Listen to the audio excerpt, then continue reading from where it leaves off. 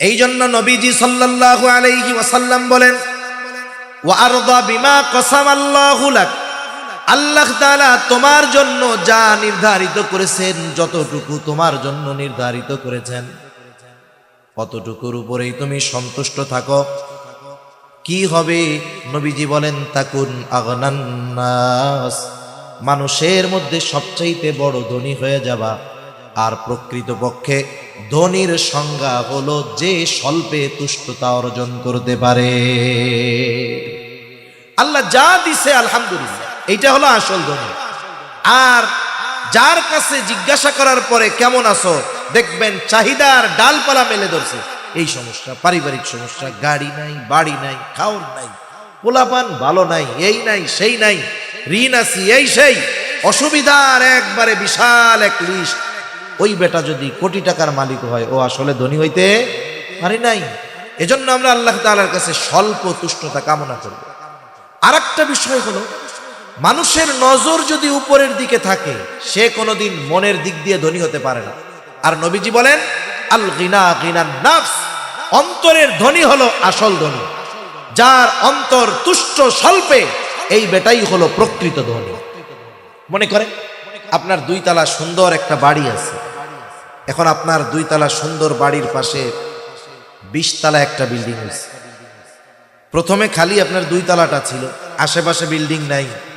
আপনার কত ভালো লাগতো যে এলাকার সবচাইতে সুন্দর উঁচু বাড়িটা আমার, পাশে যখন 20 তলা একটা বাড়ি হবে, এখন কেমন লাগবে? 20 তলা বাড়ির ছাদ থেকে 2 তলাকে লাগবে পাবলিক টয়লেটের মতো। এখন আপনি যদি আপনার 2 তলার ছাদের উপর থেকে 20 তলার দিকে তাকান, মাথার টুপি উল্টে উড়ে যাবে, এরকম মনে আর শান্তি নাই। এজন্য উচিত হলো আমরা যেই অবস্থানে আছি, এই অবস্থানে আল্লাহর শুকরিয়া আদায় করে নিচের দিকে তাকানো। উপরের দিকে যখন তাকাবো, তখন চাহিদার পাহাড় আমার দিকে চলে আসবে। আপনি ওইটা বাদ দিয়ে নিচের দিকে যদি তাকান, 2 তলা বাড়ির মালিক, যে আমার তো 2 তলা একটা বিল্ডিং আছে, কিন্তু আমার প্রতিবেশীর টিনেরও ঘর নাই, সে পলি দিয়ে কেমন করে, বাঁশ দিয়ে কত কষ্ট করে আছে, তার শীতেও কষ্ট, গরমেও কষ্ট। আর আল্লাহ তাআলা আমাকে 2 তলা বাড়ি দিয়েছে, বাড়ির মধ্যে এসি লাগানো আছে, গরমেও আরাম, শীতেও আরাম। এই জন্য যতক্ষণ না আমরা আল্লাহ তাআলার দেওয়া নির্ধারিত বস্তুর উপরে পরিপূর্ণ সন্তুষ্ট না হব, আত্মার ধনী যতক্ষণ না হব, তার মানে স্বল্পে তুষ্টতা যতক্ষণ অর্জন না করব, আর চাহিদার নজরকে যতক্ষণ আমার অবস্থান থেকে নিচের দিকে না দিব, হাজারো কোটি টাকার মালিকও আমি আপনি যদি হয়ে যাই, আল্লাহর কসম আমি আপনি প্রকৃত ধনী হতে পারবো না। নবীজি শখ আঁকতেছেন, শখ আঁকছেন, শখ আইকা বুঝাইতেছেন, দাগ কিছু ভিতরে রাখছেন শখের, আর বাইরে দিয়ে দিচ্ছেন। কিছু দিচ্ছেন বাইরে, একটা দিয়ে দিচ্ছেন ভিতরে। কি বুঝাইতে চান? যে বুঝাইতে চাচ্ছেন বনি আদমের চাহিদা, আশা, তার হায়াত যতটুক, তার চাইতে অনেক বেশি। আর এক হাদিসের মধ্যে নবীজি বলেন, বনি আদমের পেট কবরের মাটি ছাড়া ভরবে না। সে যদি স্বর্ণে পরিপূর্ণ একটা জমিন পেয়ে যায়, আর একটা পাওয়ার আকাঙ্ক্ষা করবে, তার পেটটাও ভরবে না যতক্ষণ না সে কবরের মাটি তার পেটের মধ্যে যাবে। এজন্য মূলত স্বল্পে তুষ্ট যারা, আল্লাহ তাআলা যতটুকু দিয়েছেন এতটুকু নিয়ে যারা সন্তুষ্ট থাকে, এই লোকগুলোই প্রকৃত ধনী হতে পারে।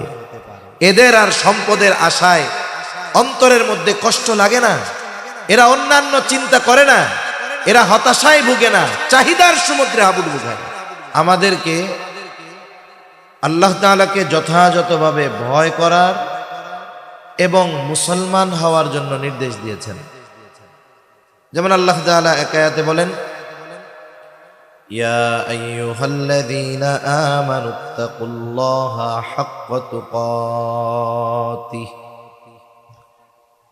ওয়া লা তামুতুন্না ইল্লা ওয়া আনতুম মুসলিমুন।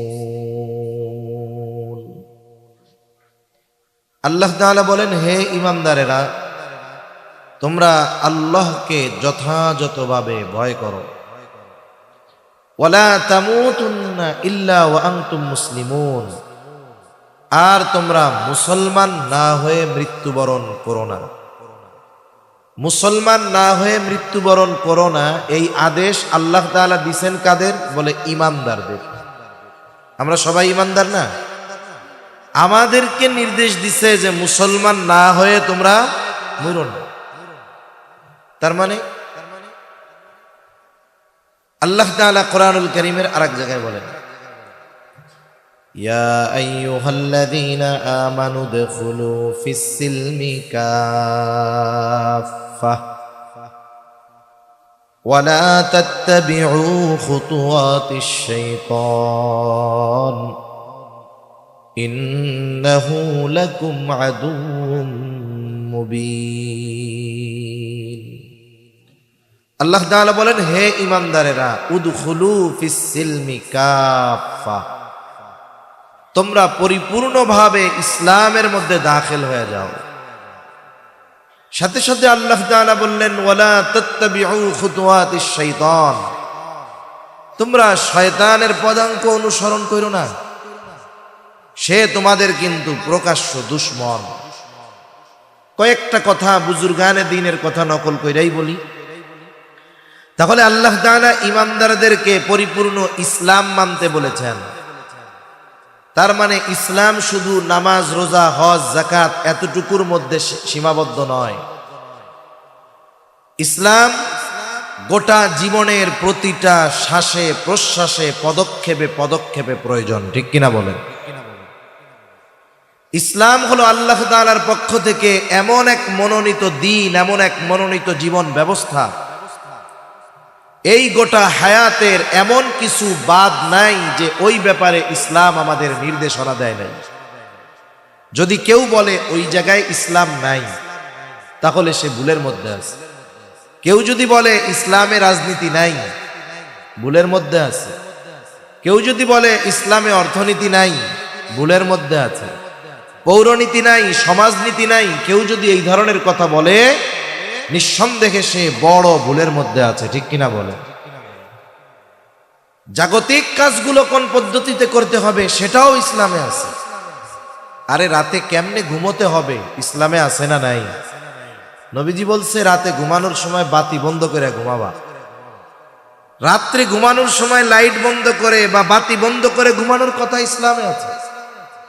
যখন কেউ ঘুমোতে যাবে, বিছানা ঝাড়ু দিয়ে ঘুমানোর কথা ইসলামে আছে না নাই? নবী বলতেছেন, লুঙ্গি দিয়া হইলেও বিছানাটা ঝাড়া দিয়া ঘুমাবা। এখন বলেন, যেই ইসলাম আমাকে লাইট বন্ধ করে ঘুমানোর কথা বলে, যেই ইসলাম আমাকে বিছানা ঝাড়ু দিয়ে ঘুমানোর কথা বলে, যেই ইসলাম আমার জরুরত সারার পদ্ধতি আমাকে বলে দেয়, সেই ইসলামে এই দুনিয়ার কোন জিনিস থাকবে না, ঠিক কিনা বলেন? একদিন এক মজলিসে সব কথা আলোচনা করা সম্ভব নয়, আর এতটা সময়ও আমাদের হাতে থাকে না বা নাই, অথবা বলাও সম্ভব নয়। অল্প কিছু কথা, কয়েকটা কথা বলার লক্ষ্যে আয়াত দুইটার সাথে দুইটা হাদিস পাঠ করেছি। এক নম্বর বিষয়, তাকওয়ার ব্যাপারে ঈমানদারকে আল্লাহ তাআলা তাকওয়া অর্জন করতে বলেছে, খোদা ভীরুতা অর্জন করতে বলেছে। বুজুর্গানে দ্বীনের ভাষায় তাকওয়া হলো আল্লাহ তাআলার নিষিদ্ধ বিষয় থেকে বেঁচে থাকা, আর যেগুলো আদেশ করেছে এগুলো করা। যে করবে সেই মুত্তাকি। ঈমান আনার মাধ্যমে একটা মানুষ তাকওয়ার প্রথম দরজায় প্রবেশ করে। কারণ যার ঈমান নাই তার হারাম থেকে বাইসে থাইকা কোনো লাভ নাই। যে বেঈমান সে যদি নামাজ পড়ে তার কোনো লাভ আছে? জোরে বলেন, লাভ আছে? যে বেঈমান সে যদি সুদ না খায় হালালি খায়, কোনো লাভ আছে? হয়তো জাগতিক কিছু লাভ হতে পারে, কিন্তু মূল পরলৌকিক কোনো লাভ তার নাই। এজন্য গুনাহমুক্ত জিন্দেগি ঈমান আনার পরে যদি গঠন করা যায়, মানে পরিপূর্ণ তাকওয়া যদি ঈমান আনার পরে অর্জন করা যায়, তাহলে ওই ব্যক্তির দুনিয়ারও লাভ, আখিরাতেরও লাভ। সুবহানাল্লাহ। তাকওয়ার আরেক অর্থ ভয় করা, বিরত থাকা। তার মানে আল্লাহ তাআলার ভয়ে পাপাচার অনাচার থেকে বিরত থাকা, এটাই তাকওয়া। এতটুকু মনে রাখলে যথেষ্ট। রাসূল আকরাম সাল্লাল্লাহু আলাইহি ওয়াসাল্লাম তাকওয়ার ব্যাপারে সাহাবা একরামকে উদ্বুদ্ধ করেছেন। নবী যখন কোনো খুতবা দিতেন, সাহাবা একরামের সামনে যখন বয়ান করতেন, জুমার দিন যখন খুতবা দিতেন, প্রত্যেক খুতবার শুরুতে আল্লাহ রাসূল সাল্লাল্লাহু আলাইহি ওয়াসাল্লাম তাকওয়ার কথা বলতেন ইয়া আইয়ুহাল্লাযীনা আমানুত্তাকুল্লাহ হাক্কা তুকাতিহি ওয়া লা তামুতুন্না ইল্লা ওয়া আনতুম মুসলিমুন। ইয়া আইয়ুহাল্লাযীনা আমানুত্তাকুল্লাহ ওয়াল তানজুর নাফসুম মা কদ্দামাত লিগাদিন ওয়াত্তাকুল্লাহ।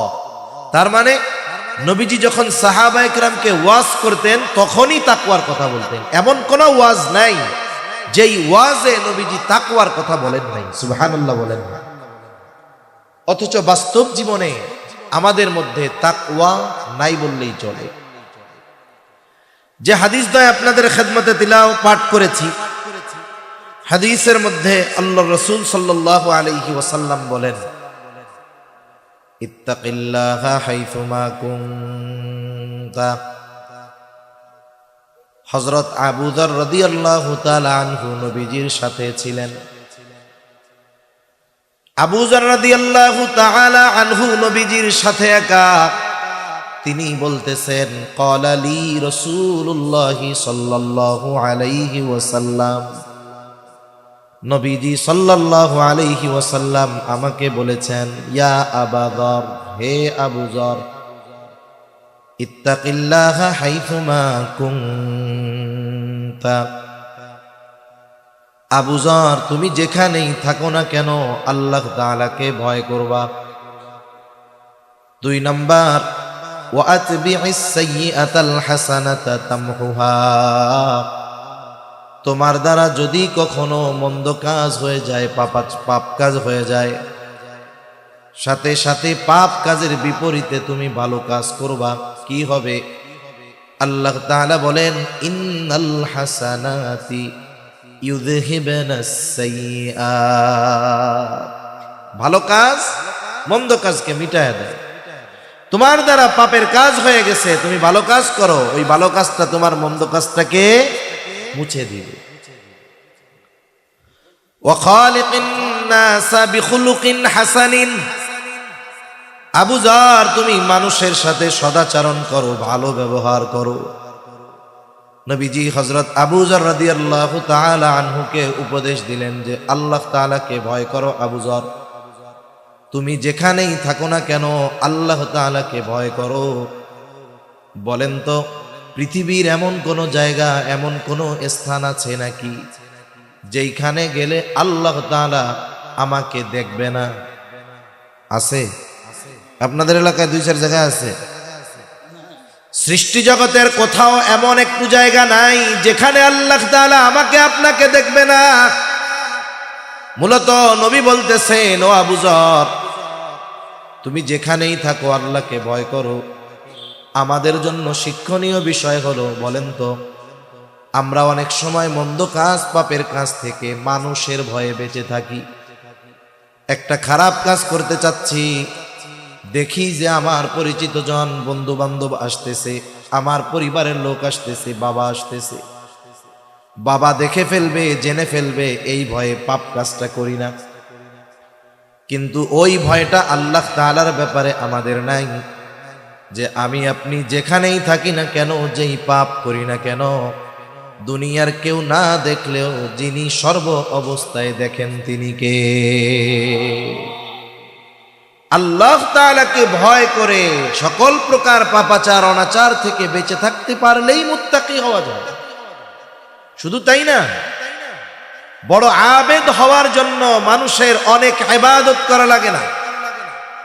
আমরা তো মনে করি ইবাদত করলে আবেদ, আর নবী বলেন না, গুনাহ থেকে বাঁচলে সে বড় আবেদ।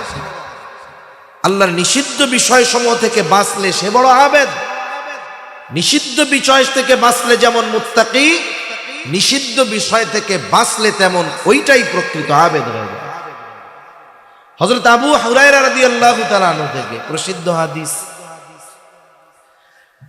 রাসূল আকরাম সাল্লাল্লাহু আলাইহি ওয়াসাল্লাম নবীজির সামনে সাহাবায়ে কেরাম বসা, নবীজি হঠাৎ করে বলতেছেন মাইয়াখুযু আন্নি হাউলাইল কালিমাত। ফায়ামালু বিহিন্না আও ইউআল্লিমু মান ইয়ামালু বিহিন। নবীজি বলতেছেন, কে আসো আমার থেকে এই কালিমা, এই কথাগুলোকে শুনবা, গ্রহণ করবা। শর্ত হলো কি, যে সে এই কথাগুলোর উপরে আমল করবে এবং অন্য কেউ যদি আমল করতে চায় কথাগুলো তাকে শিখায়া দিবে। আবু হুরায়রা রাদিয়াল্লাহু তাআলা আনহু নবীজির কাছে ঈমান এনেছেন অনেক পরে, কিন্তু নবীজির কাছে থাকছেন বেশি। ঈমান আনার পর নবীজির কাছ থেকে খুব বেশি সময় তিনি আলাদা থাকেন নাই, যার কারণে অল্প কয়েক বছর নবীজির সংস্পর্শে থাকার পরেও সবচাইতে বেশি হাদিস বর্ণনাকারী তিনি হয়ে গেছে। উনি তো রেডি থাকতেন নবী কোন সময় কি কথা বলে। কেউ কিছু বলার আগে উনি লাফাইয়া উঠছে, উনি বলেন, কুলতু আনা ইয়া রাসূলুল্লাহ, আমি আছি আল্লাহর রাসূল। এবার তিনি বলেন, ফাখাদা বিয়াদি ফাআদ্দা খামসান। নবীজি এইবার আমার হাতটা চেপে ধরলেন এবং গুনে গুনে 5টা উপদেশ দিলেন। কয়টা উপদেশ? জোরে বলেন না কয়টা? গুনে গুনে 5টা উপদেশ দিলেন। অনেক সময় দেখবেন আপনি আর আপনার বন্ধু পাশাপাশি পথ চলতেছেন, বন্ধুও সামনে তাকানো, আপনিও সামনে তাকানো, আপনার নজরে অথবা আপনার চিন্তায় গুরুত্বপূর্ণ একটা কথা আসছে অথবা গুরুত্বপূর্ণ একটা বিষয় আপনি দেখছেন। ওই সময় আপনি আপনার বন্ধুকে শুধু মুখ দিয়ে বলেন না যে বন্ধু এটা দেখো, বরং হাতটা চাইবা ধরে এরকম নড়াচড়া দিয়ে বলেন, বন্ধু দেখো দেখো। বলেন না এরকম? হাতটা কেন ধরলেন? তার মানে আপনি তার সর্বোচ্চ মনোযোগ আকর্ষণ করতে চান, এই জন্য মুখ দিয়ে বলার সাথে সাথে হাতটা চেপে ধরেন। অনুরূপভাবে আবু হুরায়রার হাত নবীজি চেপে ধরেছেন, যেন আবু হুরায়রা নবীজির এই কথাগুলো সর্বোচ্চ গুরুত্ব সহকারে খেয়াল দিয়া শুনে। এমনিই তো সাহাবায়ে কেরাম নবীর কথা গুরুত্ব দিয়ে শুনে, নবী বুঝাচ্ছেন যে কথাগুলো কিন্তু অতি ইম্পর্টেন্ট। এইবার গুইনা গুইনা 5টা নসিহত করেছেন, 5টা উপদেশ দিয়েছেন। 1 নাম্বার উপদেশ, নবীজি বলেন, ইত্তাকিল মাহারিমা তাকুন আবাদান নাস। কে চায় না এই পৃথিবীতে ইমানদার সবচাইতে বেশি, সবচাইতে বড় আবেদ হতে? কে না চায়? আমরা তো মনে করি যেই ব্যক্তি শুধু 5 ওয়াক্ত ফরজ সালাত, ফরজ নামাজ নয়, সাথে সাথে তাহাজ্জুদ, আওয়াবিন, ইশরাক সহ অন্যান্য সব নফল ইবাদত করে, আমরা বলি লোকটা বড় আবেদ। কিন্তু নবীজি আবু হুরায়রা রাদিয়াল্লাহু তাআলা আনহুকে বলেন, আবু হুরায়রা, তুমি নিষিদ্ধ বিষয়গুলো ছেড়ে দাও, আল্লাহ তাআলা যেইগুলো মানা করেছেন সেইগুলো থেকে বিরত থাকো, ওই ব্যাপারগুলো থেকে বেঁচে থাকো, তাহলে কি হবে? বলে, তাকুন আবাদান নাস, তুমি মানুষের মধ্যে সবচাইতে বড় আবেদ হয়ে যাবা। ইত্তাকিল মাহারিম, নিষিদ্ধ বিষয় থেকে বিরত থাকো। তাকওয়ার থেকে কথা শব্দটা আসছে। তাকওয়া শব্দের এক অর্থ বিরত থাকা। কিসের থেকে? বলে পাপের থেকে, আল্লাহ যা মানা করছে তার থেকে। এখন বলেন তো, একজন আল্লাহ তাআলার নিষিদ্ধ বিষয় থেকে বেঁচে থাকে না, সে যত বেশি ইবাদত করুক না কেন, নিজেকে নিজে আবেদ ভাবতে পারে, কিন্তু আল্লাহ তাআলার তালিকায় ওই ব্যক্তি আবেদ হতে পারে না। সেজন্য আমাদের সকল প্রকার নিষিদ্ধ পাপাচার, আল্লাহ তাআলা যা নিষিদ্ধ করেছেন তা থেকে বেঁচে থাকতে হবে। আমল কম হোক, যদি আমি গুনার থেকে বেঁচে থাকতে পারি, ওইগুলোই আমার কাজে লাগবে। হাদিসের মধ্যেও রাসূলুল্লাহ সাল্লাল্লাহু আলাইহি ওয়াসাল্লাম আরো জানায় দিয়েছেন যে আল্লাহ তাআলার কাছে অল্প আমল হলেও সেটা কবুল হয়ে যায় যদি ইখলাস ঠিক থাকে। হযরত ইখলাসের ব্যাপারেও হয়তো কিছু কথা বলেছিলেন। নবীজিও বলেন, আখলিস দীনাকা ইয়াকফিকাল আমালুল কলিল, তোমার নিয়ত খাঁটি করো, অল্প আমল নাজাতের জন্য যথেষ্ট হয়ে যাবে। কেউ এ কথা বলতে পারবে না নবীজিও কখনো বেশি ইবাদতের কথা বলছে, আল্লাহ বেশি ইবাদতের কথা বলছে, কেউ বলতে পারবে না। বরং আল্লাহ তাআলা তো কোরআনে সুন্দর ইবাদতের কথা বলছে। আল্লাহ তাআলা বলেন, আল্লাযী খালাকাল মাউতা ওয়াল হায়াতা লিয়াবলুয়াকুম আইয়ুকুম আহসানু আমালা। আল্লাহ তাআলা বলেন, তিনি মৃত্যু এবং জীবনকে সৃষ্টি করেছেন কেন? বলে লিয়াবলুয়াকুম, তোমাদের পরীক্ষা করার জন্য। জিজ্ঞাসা যদি করা হয় আল্লাহ কি পরীক্ষা? বলে আইয়ুকুম আহসানু আমালা, পরীক্ষাটা হলো তোমাদের মধ্যে কার আমল কত সুন্দর। আল্লাহ বলেন নাই যে আইয়ুকুম আকসারু আমালা, যে তোমাদের মধ্যে কে কত বেশি আমল করে। তার মানে আল্লাহ তাআলা সুন্দর আমল চান। এখন যেই ব্যক্তি ভালো কাজও করে, ইবাদত করে, গুনাহও করে, সে আবেদ হইতে পারে নাই। ভালো কাজও করে, পাপও করে। এই পাপ করার কারণে তার ভালো কাজের সৌন্দর্যটা নষ্ট হয়ে যায়। মনে করেন একবারে ধবধবা সাদা একটা জামা, ওই জামার মধ্যে দুই তিনটা কালা দাগ মেরে দিলে কেমন লাগবে? জামার সৌন্দর্য পুরো শেষ। এই জন্য পাপ ইবাদতের সৌন্দর্যকে নষ্ট করে দেয়। এজন্য সকল প্রকার নিষিদ্ধ বিষয় থেকে বেঁচে থাকার দরকার। সেটা ব্যক্তিগত বিষয় হতে পারে, সামাজিক বিষয় হতে পারে, রাষ্ট্রীয় বিষয় হতে পারে। আসলে অনেক সময় হারাম কাজগুলোকে আমরা আনন্দের উপলক্ষ বানায় নেই, ঠিক কিনা বলেন? হারাম কাজকে আনন্দের উপলক্ষ বানিয়ে নেয়। তার মানে যারা হারাম কর্মগুলোকে আনন্দ উদযাপনের উপলক্ষ বানিয়ে নিয়েছে, তার মানে ওই হারাম কাজের অঘোষিত বৈধতা তারা প্রদান করেছে। নাচ গান, গান বাদ্য আপনাদের সমাজে তো আলহামদুলিল্লাহ নাই। জোরে বলেন না, আছে? প্রচুর পরিমাণ আছে। এখন তো অনেক জায়গায় সাধারণ ছোটখাটো অনুষ্ঠানেও অর্ধ উলঙ্গ নারী আর শিল্পী এনে না গাওয়াইলে না নাচাইলে ভালো লাগে না। আছে না নাই বলেন? আছে, অভাব নাই। বিবাহ অনুষ্ঠানে নাচ গান, ডেক সেট বাজানো, বেপরদা কর্মকাণ্ড, এগুলো সমাজের মানুষ এখন কোনো পাপই মনে করে না, সাধারণ কাজ মনে করে। যেই মাইকে ওয়াজ হচ্ছে ওই মাইকেই দেখা যাবে পরের দিন গান বাজতেছে। যেই শ্রোতা এখানে ওয়াজ শুনছে দেখা যাবে আগামীকাল রাত জেগে কোথাও তারা গানের অনুষ্ঠানেও আছে। জোরে বলেন। দেখা যাবে অনেক জায়গায় যেই আয়োজকেরা তাফসীর মাহফিলের আয়োজন করছে, দেখা যাবে ওই আল্লাহর বান্দারাই পহেলা বৈশাখে আবার গানের আয়োজন করে বসে আছে। আছে না নাই? মনে রাখতে হবে এগুলো ভালো কাজ না। একেবারে সব ধরনের পাপ থেকে আমাদের বেঁচে থাকা দরকার। পাপ আমাদের আমলের সৌন্দর্য নষ্ট করে দেয়।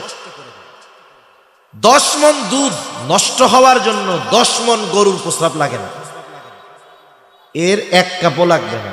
10 মণ দুধের মধ্যে যদি ডাইলা দেওয়া হয় দুধ নষ্ট হয়ে যাবে। এজন্য আমাদের উচিত আমাদের ইবাদতগুলোকে, আমাদের জীবনকে পাপাচার মুক্ত রাখা। রাসূল আকরাম সাল্লাল্লাহু আলাইহি ওয়াসাল্লাম সেই জন্য জানিয়ে দিলেন।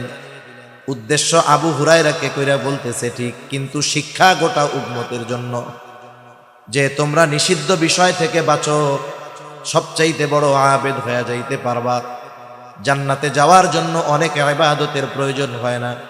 আমি আপনাদের বেশি ইবাদত করতে নিরুৎসাহিত করতেছি তা নয়, বরং আমার মূল উদ্দেশ্য হলো ইবাদত বেশি করেন, তবে যেন পাপাচার আমাদের দ্বারা না হয়। আপনি আমি তলা ছিদ্র রেখে, বালতির তলা ছিদ্র রেখে পানি যদি ভরপুর করি, পানি থাকবে? আর যদি কলসির তলা ছিদ্র না থাকে, ভালো থাকে? যেটুকু রাখবো ততটুকুই থাকবে। কিন্তু যদি তলা ছিদ্র থাকে, পানি ভরে রাখবো সকালে, বিকাল হতে হতে পানি কলসি খালি হয়ে যাবে। আমি এই গুনাহ নামক ছিদ্রটা বন্ধ করতে বলতেছি।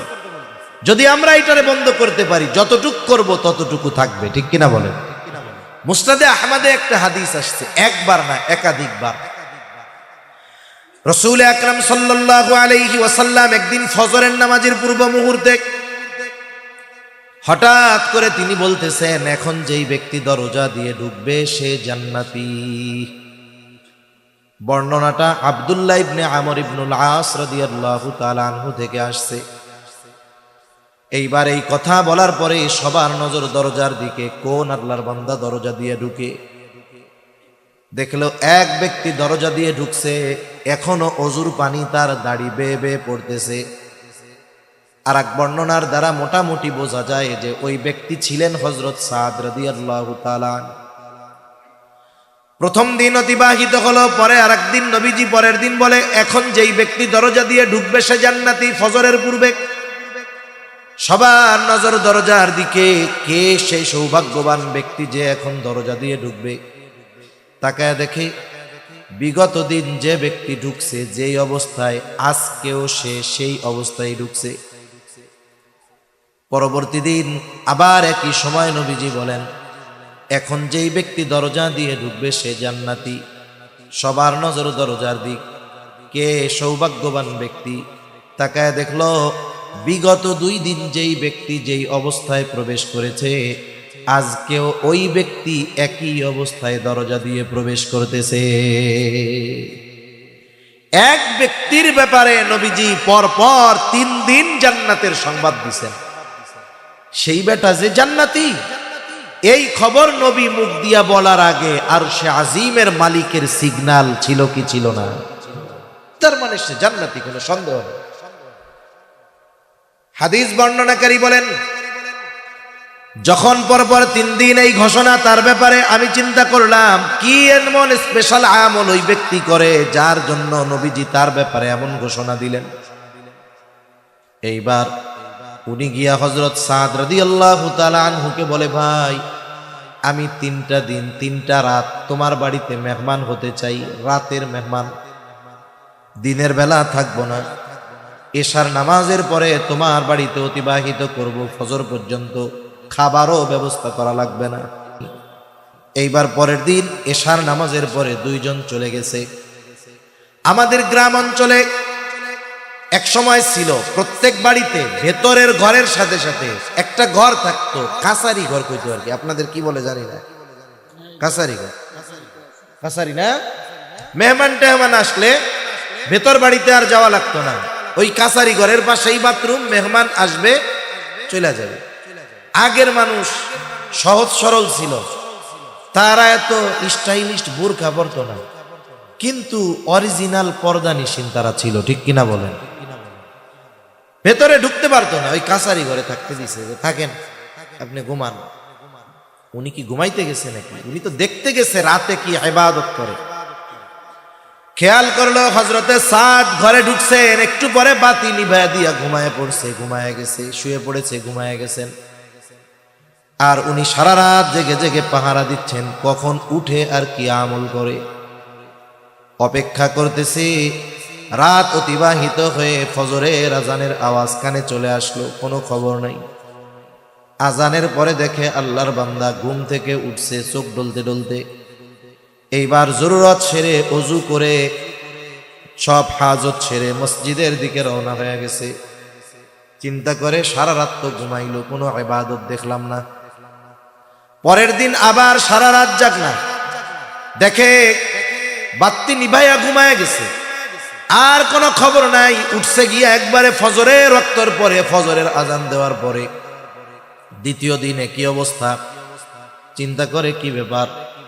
স্পেশাল আমলগুলা তো যারা আহলুল্লাহ বুজুর্গানে দিন রাতের আধারে নীরবে নিভৃতে তারা তাদের গোপন আমলগুলা করে, কইরে 2 দিন হয়ে গেল দেখি শুধু ঘুমায়।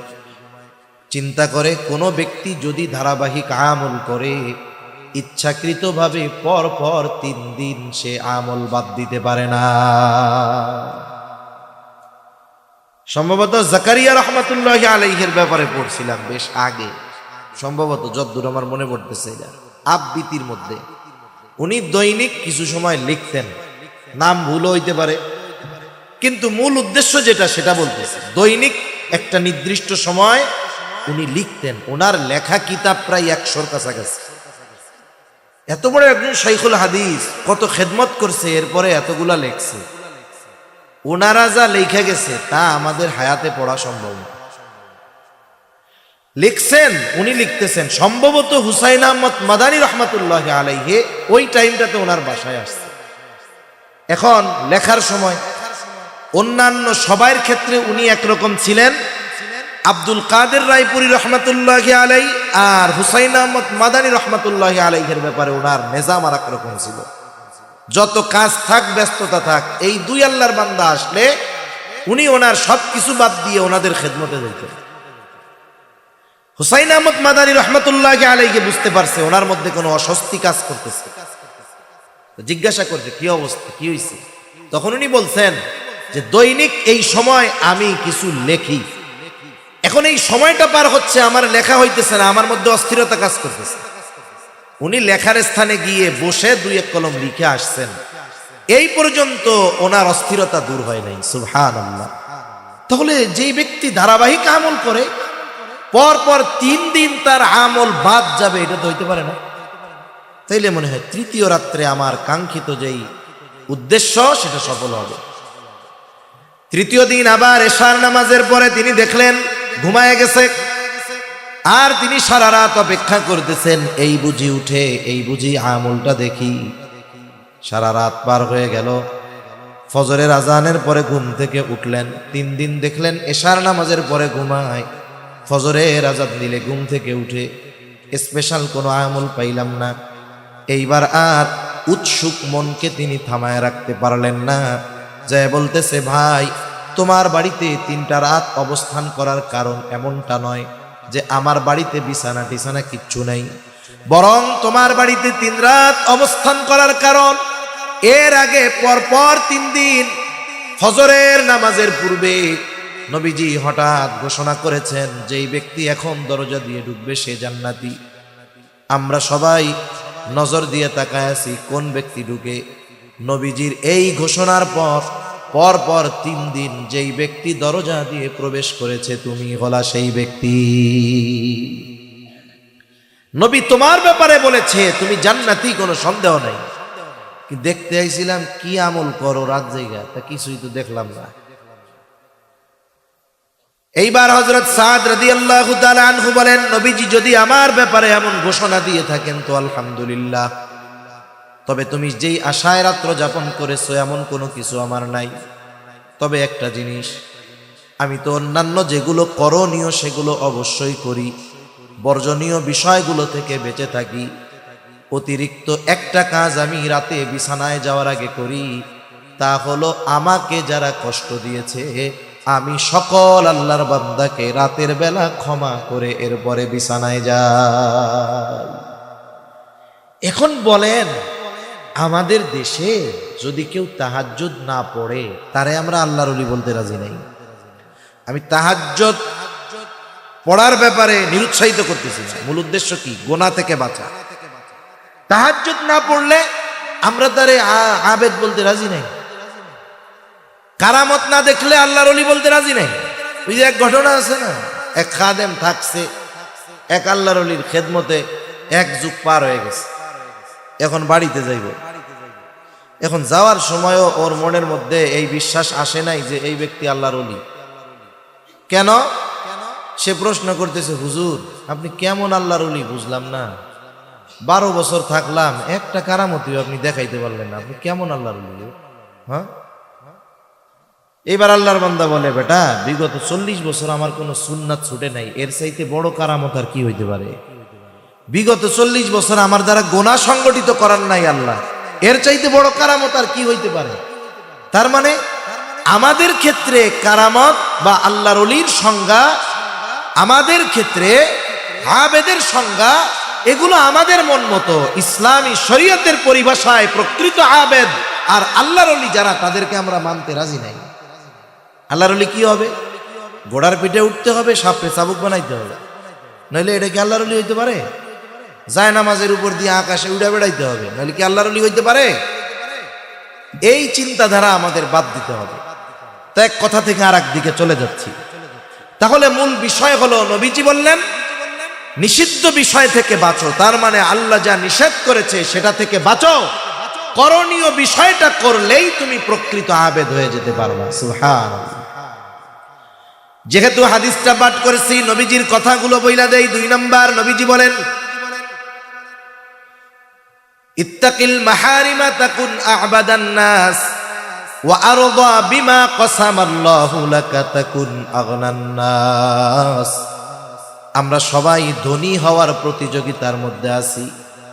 প্রাচুর্যতা আমাদেরকে এমন ভাবে পেয়ে বসেছে, কে কার চাইতে বড় বাড়ি বানাবে, কে কার চাইতে বড় সুন্দর বানাবে, কে কার চাইতে বড় সুন্দর বাড়ি বানাবে, কে কার চাইতে বড় দামি গাড়ি কিনবে। এই প্রাচুর্যের মোহ আমাদেরকে এমন ভাবে পেয়ে বসেছে, যার অনেক গাড়ি বাড়ি তাকে আমরা আসল ধনী মনে করি। এই বাংলাদেশে সবচাইতে বড় ধনী যারা, শত শত ইন্ডাস্ট্রির মালিক যারা, আপনি তাদের কাছে গিয়ে জিজ্ঞাসা করেন যে বসুন্ধরা গ্রুপের মালিক আপনার কি খবর, যমুনা গ্রুপের মালিক আপনার কি খবর, এস আলম গ্রুপের মালিক আপনি কি খবর, দেখবেন এই দেশের সবচাইতে বড় ঋণ খেলাপি হলো এরা। পত্রিকায় আসছে দেশের সব টাকা তো এস আলমে নিয়ে গেছে গা। তাইলে যে এত ঋণ, সে কোনোদিন ধনী হইতে পারে? কথা বুঝেন নাই মনে হয়। যে ঋণ, ধনী হইতে পারে না। আসল ধনীকে, যে তার চাহিদার দরজাকে বন্ধ করে দিতে পারছে, আসল ধনী হইল এটা। এই জন্য নবীজি সাল্লাল্লাহু আলাইহি ওয়াসাল্লাম বলেন ওয়া আরদা বিমা কাসামাল্লাহু লাক, আল্লাহ তাআলা তোমার জন্য যা নির্ধারিত করেছেন, যতটুকু তোমার জন্য নির্ধারিত করেছেন, অতটুকুর উপরেই তুমি সন্তুষ্ট থাকো। কি হবে? নবীজি বলেন তাকুন আগনান নাস, মানুষের মধ্যে সবচাইতে বড় ধনী হয়ে যাবা। আর প্রকৃতপক্ষে ধনীর সংজ্ঞা হলো যে স্বল্পে তুষ্টতা অর্জন করতে পারে। আল্লাহ যা দিছে আলহামদুলিল্লাহ, এইটা হলো আসল ধনী। আর যার কাছে জিজ্ঞাসা করার পরে কেমন আছো, দেখবেন চাহিদার ডালপালা মেলে ধরছে। এই সমস্যা, পারিবারিক সমস্যা, গাড়ি নাই, বাড়ি নাই, খাওয়ার নাই, পোলাপান ভালো নাই, এই নাই সেই নাই, ঋণ আছি, এই সেই অসুবিধার একবারে বিশাল এক লিস্ট। ওই বেটা যদি কোটি টাকার মালিক হয়, ও আসলে ধনী হইতে পারে নাই। এজন্য আমরা আল্লাহ তাআলার কাছে স্বল্প তুষ্টতা কামনা করব। আর একটা বিষয় হলো, মানুষের নজর যদি উপরের দিকে থাকে, সে কোনোদিন মনের দিক দিয়ে ধনী হতে পারে না। আর নবীজি বলেন আল গিনা গিনান নাফস, অন্তরের ধনী হলো আসল ধনী। যার অন্তর তুষ্ট স্বল্পে, এই বেটাই হলো প্রকৃত ধনী।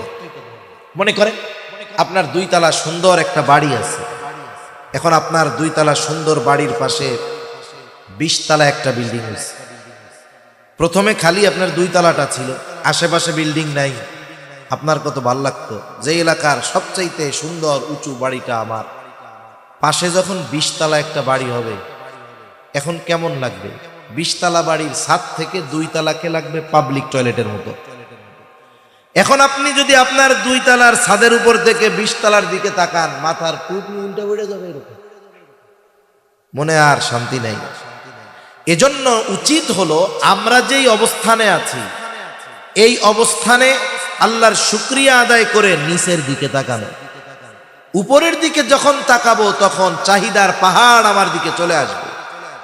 আপনি ওইটা বাদ দিয়ে নিচের দিকে যদি তাকান, 2 তলা বাড়ির মালিক, যে আমার তো 2 তলা একটা বিল্ডিং আছে, কিন্তু আমার প্রতিবেশীর টিনেরও ঘর নাই, সে পলি দিয়ে কেমন করে বাঁশ দিয়ে কত কষ্ট করে আছে, তার শীতেও কষ্ট, গরমেও কষ্ট। আর আল্লাহ তাআলা আমাকে 2 তলা বাড়ি দিয়েছে, বাড়ির মধ্যে এসি লাগানো আছে, গরমেও আরাম, শীতেও আরাম। এই জন্য যতক্ষণ না আমরা আল্লাহ তাআলার দেওয়া নির্ধারিত বস্তুর উপরে পরিপূর্ণ সন্তুষ্ট না হব, আত্মার ধনী যতক্ষণ না হব, তার মানে স্বল্পে তুষ্টতা যতক্ষণ অর্জন না করব, আর চাহিদার নজরকে যতক্ষণ আমার অবস্থান থেকে নিচের দিকে না দিব, হাজারো কোটি টাকার মালিকও আমি আপনি যদি হয়ে যাই, আল্লাহর কসম আমি আপনি প্রকৃত ধনী হতে পারবো না। নবীজি শখ আঁকতেছেন, শখ আঁকছেন, শখ আইকা বুঝাইতেছেন, দাগ কিছু ভিতরে রাখছেন শখের, আর বাইরে দিয়ে দিছেন। কিছু দিছেন বাইরে, একটা দিয়ে দিছেন ভিতরে। কি বুঝাইতে চান? যে বুঝাইতে চাচ্ছেন বনি আদমের চাহিদা আশা তার হায়াত যতটুক তার চাইতে অনেক বেশি। আর এক হাদিসের মধ্যে নবীজি বলেন, বনি আদমের পেট কবরের মাটি ছাড়া ভরবে না। সে যদি স্বর্ণে পরিপূর্ণ একটা জমিন পেয়ে যায় আর একটা পাওয়ার আকাঙ্ক্ষা করবে, তার পেটটাও ভরবে না যতক্ষণ না সে কবরের মাটি তার পেটের মধ্যে যাবে। এজন্য মূলত স্বল্পে তুষ্ট যারা, আল্লাহ তাআলা যতটুকু দিয়েছেন এতটুকু নিয়ে যারা সন্তুষ্ট থাকে, এই লোকগুলোই প্রকৃত ধনী হতে পারে। এদের আর সম্পদের আশায় অন্তরের মধ্যে কষ্ট লাগে না, এরা অন্যান্য চিন্তা করে না, এরা হতাশায় ভুগে না, চাহিদার সমুদ্রে হাবুডুবু খায়। এরপরে নবীজি সাল্লাল্লাহু আলাইহি ওয়াসাল্লাম বলেন, ওয়া আহসিন ইলা জারিকা তাকুম মুমিনা। নবীজি বলেন, তুমি তোমার প্রতিবেশীর সাথে সদাচরণ করো, তাহলে তুমি প্রকৃত মুমিন হতে পারবা। প্রতিবেশীর সাথে সদাচরণ করা দরকার। আর রাসূল সাল্লাল্লাহু আলাইহি ওয়াসাল্লাম প্রতিবেশীর হকের ব্যাপারে বলেন, জিবরাইল আলাইহিস সালাম আমাকে প্রতিবেশীর হকের ব্যাপারে এত গুরুত্ব দিয়েছেন, এক সময় আমি তো মনে করেছিলাম প্রতিবেশীকে হয়তো ওয়ারিশ বানিয়ে দেওয়া হবে। আর আমাদের দেশে সবচাইতে বড় দুশমন থাকে প্রতিবেশী। কেউ যদি একটু প্রভাব প্রতিপত্তিশালী হয়, আত্মীয় স্বজন যদি ক্ষমতাধর থাকে, বড় নেতা থাকে, তাহলে এই ক্ষমতাধর আত্মীয় স্বজনের পরিচয়কে ব্যবহার করে প্রতিবেশীর উপরে জুলুম করে। আছে না নাই? অভাব নাই। মনে করেন আপনার বাড়িতে আগুন লাগছে, আপনার আত্মীয় স্বজন বড় অফিসার, সব ঢাকা রাজধানীতে। বলেন তো, যতই পাওয়ার থাক, ওইখান থেকে মোবাইলে ফু দিলে আগুন নিভে যাবে? আগুন নিভাতে আগে আসবে কে? প্রতিবেশী। অথচ এর সাথেই আপনার খারাপ সম্পর্ক। গভীর রাতে আপনি টাকা পয়সাওয়ালা মালিক, আপনার বাড়ির পাশে একজন টমটম চালায়, আপনার বাবা স্ট্রোক করছে, কি করবেন? টমটমওয়ালার টমটমে আপনাকে তাকে হসপিটালে নিয়ে যাইতে হবে, কিন্তু এর সাথে আপনার ব্যবহার খারাপ। ও মনে মনে করো, মরুগ্গা, আমার কি হয়েছে? এজন্য প্রতিবেশী, তাদের সাথে ভালো আচরণ করা দরকার। প্রতিবেশীর হকের কথা নবীজি বর্ণনা করতে গিয়ে এখানে আল্লাহ রাসূল সাল্লাল্লাহু আলাইহি ওয়াসাল্লাম ধর্মকে প্রাধান্য দেন, যে এমন বলেন নাই যে প্রতিবেশী মুসলিম হলে তার প্রতি হক বেশি, অমুসলিম হলে কম। আয়েশা সিদ্দিকা রাদিয়াল্লাহু তাআলা আনহা নবীজিকে জিজ্ঞাসা করতেছে, আমার প্রতিবেশী একজন মুসলিম আর একজন অমুসলিম, ইয়া রাসূলুল্লাহ, এই দুইজনের মধ্যে প্রতিবেশী হিসাবে আমার কাছে বেশি হক প্রাপ্য কে? নবীজি বলতে পারতেন যে মুসলিম সে, এই কথা নবীজি বলেন নাই। নবীজি বললেন, যার দরজা তোমার দরজার বেশি কাছে, প্রতিবেশী হিসাবে সে তোমার কাছে বেশি হক প্রাপ্য। সুবহানাল্লাহ। তাহলে একজন প্রতিবেশী যদি অমুসলিমও হয়, সে যদি আমার বেশি কাছে হয় একজন মুমিনের চাইতে, প্রতিবেশী হিসাবে অমুসলিম হোক, প্রতিবেশী হিসাবে সে আমার কাছে বেশি হক প্রাপ্য। এজন্য একটা মানুষ যদি প্রকৃত মুমিন হতে চায়, নবীজি বলেন সে যেন প্রতিবেশীর সাথে সদাচরণ করে, ভালো ব্যবহার করে, প্রতিবেশীর কষ্টের কারণ যেন না হয়, প্রতিবেশীকে যেন কষ্ট না দেয়। আমাদের অবস্থা কি? আমরা ভালো প্রতিবেশী চাই, কিন্তু নিজে ভালো প্রতিবেশী হইতে রাজি নাই। আমি চাই যে আমার প্রতিবেশীর মাধ্যমে আমি যেন কষ্ট না পাই, কিন্তু আমি নিজে আমার প্রতিবেশীকে কষ্ট দিতে থাকি। এটা হলে হবে না। একটু সহনশীল হতে হবে। প্রতিবেশীর দ্বারা যদি একটু কষ্ট পাইও, একটু সবর করব, আর এই কারণে তাকে কষ্ট দিব না। এভাবে যদি আমি চলতে পারি, ইনশাআল্লাহ আমার প্রতিবেশীও ভালো হয়ে যাবে। হাদিসের মধ্যে 3টি বিষয়কে সৌভাগ্যের প্রতীক বলা হয়েছে। এর মধ্যে একটা হলো ভালো প্রতিবেশী। একটা গল্প শোনাই আপনাদের, কষ্ট হইতেছে নাকি? এক অমুসলিম একটা জমি বিক্রয় করল। জমিটা আব্দুল্লাহ ইবনে মুবারক রাহমাতুল্লাহি আলাইহির বাড়ির পাশে। স্বাভাবিকভাবে আপনাদের এলাকায় কোন জায়গার কোন জমির বাজার দর কত আপনাদের কম বেশি জানা আছে না? যে এই রাস্তার পাশে এই এলাকায় জমির দাম কত শতাংশ জানা আছে। এখন 2 লাখ টাকা যদি শতক হয়, কথার কথা, ওই জমি কেউ যদি 4 লাখ টাকা চায়া বসে, তারে পাগল বলবেন না আপনারা? এই মিয়া বাজার দরের চাইতে একটু বেশি চাইতে পারো, 1 লাখের জায়গায় 1,10,000 চাইতে পারো, 2 লাখ টাকা দাম হয় কেমনে, দ্বিগুণ দাম কেমনে হয়? এখন ওই অমুসলিম ব্যক্তি আব্দুল্লাহ ইবনে মোবারকের বাড়ির পাশের জমি বিক্রয় করবে, দাম যা তার দ্বিগুণ দাম হাঁকায়া দিছে। মানুষেরা তার জমি দেখতে আসে আর তাকে সবাই তিরস্কার করতে থাকে, এই মিয়া বাজার দরের দ্বিগুণ দামে কেন জমি বিক্রয় করতে চাও? অন্যান্য মানুষের জমিতে মাটি, তোমার জমিতে মনে হয় স্বর্ণ। এইভাবে মানুষ তাকে তিরস্কার করতেছে। এইবার ওই অমুসলিম বলে, শোনো, এই জমির গুণাগুণ যদি তোমরা জানতা তাহলে দ্বিগুণ দাম নয় 5 গুণ দাম দিয়ে কিনতে তোমরা পিছু হটতা না। কেন রে? বলে, তুমি তো এইখানে জমি কিনলে শুধু জমির মালিক হবা না, জগৎ বিখ্যাত মুহাদ্দিস আব্দুল্লাহ ইবনে মোবারকের প্রতিবেশী হতে পারবা। এর চাইতে সৌভাগ্যের আর কি হতে পারে? আমি আব্দুল্লাহ ইবনে মোবারকের ছোট্ট একটা জীবনী রেসালা পড়তেছিলাম ওনাকে নিয়ে। ওই বইটার মধ্যে এই ঘটনাটা আসছে। যখন এই লোকটা শুধু এই কথা বলেছে, টাকা দিয়ে শুধু তুমি জমির মালিক হবা এমনটা নয়, তুমি তো আব্দুল্লাহ ইবনে মোবারকের প্রতিবেশী হয়ে যেতে পারবা। দ্বিগুণ দাম দিয়ে ওই জমি কেনার জন্য মানুষে হুড়োহুড়ি শুরু করে দিয়েছে। তাহলে ভালো প্রতিবেশী এটা আমাদের জন্য নেয়ামত। এজন্য আমরা আগে ভালো প্রতিবেশী হব, বলেন ইনশাআল্লাহ। 4 নাম্বার, নবীজি বলেন, ওয়া আহিব্বা লিন-নাস মা তুহিব্বু লিনাফসিক। মানুষের জন্য তুমি সেটাই পছন্দ করবা যেটা নিজের জন্য পছন্দ করো। অনুরূপভাবে মানুষের জন্য ওই বিষয়টা অপছন্দ করবা নিজের জন্য যেটা তুমি অপছন্দ করো। কিন্তু এই ক্ষেত্রেও আমাদের সবকিছু উল্টা।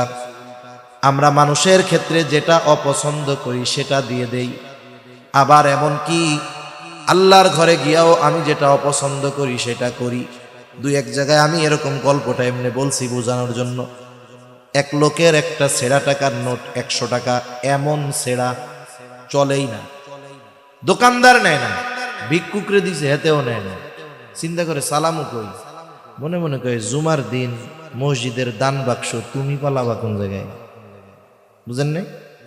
দান বাক্সের মধ্যে 100 টাকা দিয়া 90 টাকা নিয়ে নিছে। দান করছে কত? চালায়া দিছে কি টাকা? জোরে বলেন না, কি টাকা? ছেঁড়া টাকা। এজন্য শহরে অনেক মসজিদে খালি অভিযোগ যে আল্লাহর রাস্তে না দেন অসুবিধা নাই, ছিঁড়া তেনা টাকা দিয়েন না। এই যে দেখেন, ওই টাকাটা আমি নিজে চালাইতে পারতেছি না, কিন্তু আল্লাহর ঘরে চালাই দিছি।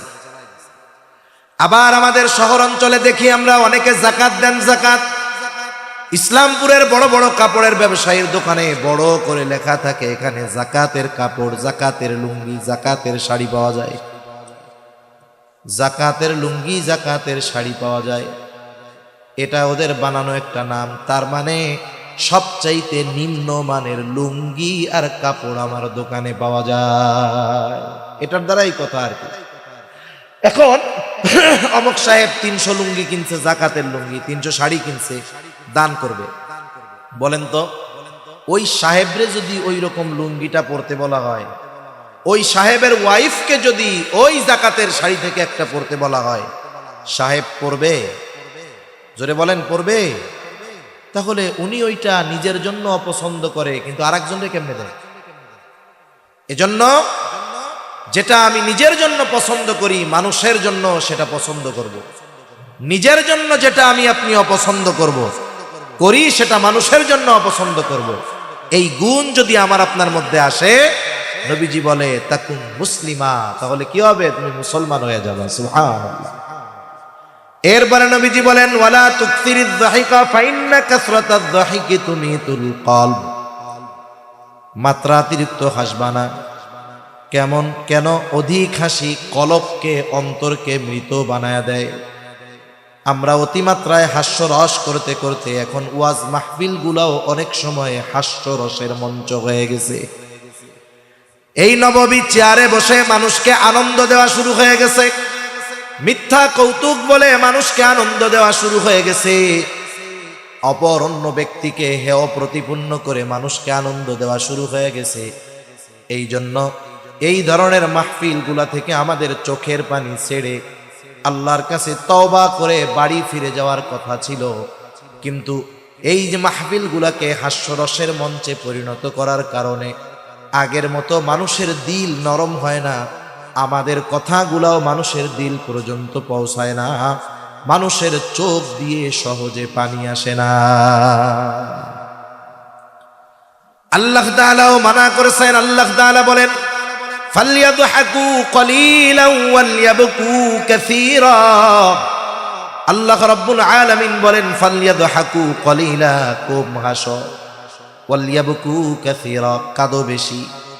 দুনিয়ায় বেঁচে আছি বুঝতেছি না, একটা সময় আসবে, ওই সময়ের কথা যদি আমরা এখন থেকে চিন্তা করতাম, মৃত্যুর চিন্তা যদি আমার মধ্যে থাকতো, কবরের চিন্তা যদি আমার মধ্যে থাকতো, হাসরের চিন্তা যদি আমার মধ্যে থাকতো, মিজানের চিন্তা যদি আমার মধ্যে থাকতো, পুলসিরাতের চিন্তা যদি আমার মধ্যে থাকতো, জাহান্নামের ভয় চিন্তা যদি আমার মধ্যে থাকতো, আল্লাহর কসম আমি যদি এই বিষয়গুলোকে যদি হৃদয় দিয়ে অনুধাবন করতে পারতাম, তাহলে আমাদের মুখ দিয়ে কোনোদিন, চেহারায় কোনোদিন হাসির প্রভাব দেখা যাইত না,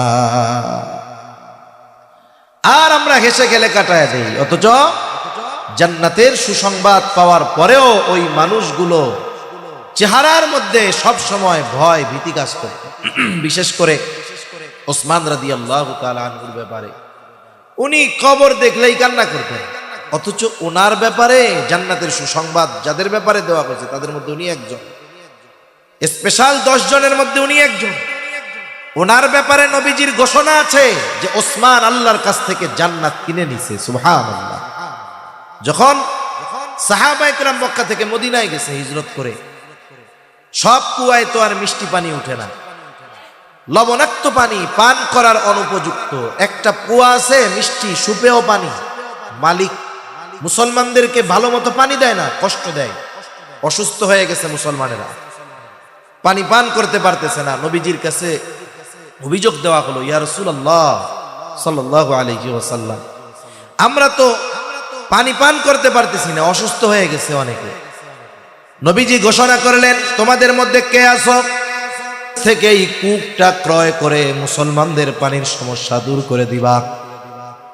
সবাই তো ফজিলত হাসিল করতে চায়, এখানেও এই খবর গেছে যে নবীজি এই ঘোষণা দিছে। চিন্তা করছে, ভালোই ব্যবসার একটা লাইন। এই ঘোষণা যখন দিয়েছে, যে কূপ কেনার জন্য যায় এর চাইতে বহুগুণ বেশি দাম হাঁকায় বসে থাকে, কেউ কিনতে পারতেছে না। আবার নবী বলছে, সাহাবায়ে কেরাম যাইতেছে আরো খালি দাম বাড়াইছে, কেউ কিনতে পারে না, ওইরকম টাকা কারো কাছে নাই। ওসমান রাদিয়াল্লাহু তাআলা আনহু আসছেন, ওনার কাছে খবর গেছে যে নবীজি এই কথা বলছে। চলে গেছেন, গিয়া বলে, কত চাও তুমি কূপের দাম বলো। মূল দামের চাইতে বহু গুণ বাড়ায়া কূপের দাম চেয়েছে। ওসমান তো গনি, আল্লাহ তাআলা সম্পদ দিয়েছে অনেক, তারপরে আর কোনো কথা নয়, যেই পরিমাণ অর্থ চেয়েছে সেই পরিমাণ অর্থ পরিশোধ করে কূপটা নিজে কিনে নিয়েছে। সাথে সাথে কূপ ব্যবহার করার জন্য উন্মুক্ত করে দিল। নবীজির কাছে খবর গেছে, ইয়া রাসূলুল্লাহ, মুসলমানদের পানির কষ্ট দূর হয়ে গেছে। কেমনে? বলে, আপনার জামাতা উসমান এত দাম দিয়া কাছ থেকে কূপ ক্রয় করে মুসলমান সহ মানুষের জন্য উন্মুক্ত করে দিয়েছে। নবীজি তখন বলতেছে, শোনো, উসমান থেকে কূপ কিনে নাই, বরং উসমান আল্লাহ তাআলার কাছ থেকে জান্নাত কিনে নিয়েছে। এই ধরনের মানুষগুলাও কবরের কথা চিন্তা করে কান্না করতেন, কিন্তু আমাদের অবস্থা কি? আমাদের কান্নার খবর নেই। এজন্য হাসতে হাসতে আমাদের দিল শেষ। আবার হাসির বিষয় যদি আসে, হাসতেও তো হবে সুন্নাত তরিকায়। হ হ করে অট্ট হাসি হাসা যাবে না। তাবাসসুমান, নবীজি হাসতেন, মুচকি হাসি, এটা নবীজির সুন্নাত। তাহলে এই হাদিস থেকে শিখলাম কি? পাপ ছাড়বো, তাইলে আবেদ হওয়া যাবে। যা আছে তাতে সন্তুষ্ট থাকলে ধনী হওয়া যাবে। প্রতিবেশীর সদাচরণের মাধ্যমে প্রকৃত মুমিন হওয়া যাবে। নিজের পছন্দ যদি অন্যের জন্য পছন্দ করি, তাহলে প্রকৃত মুসলমান হওয়া যাবে। আর যদি হাসি কমিয়ে কান্না বাড়াতে পারি, মৃত কলব জিন্দা হয়ে যাবে।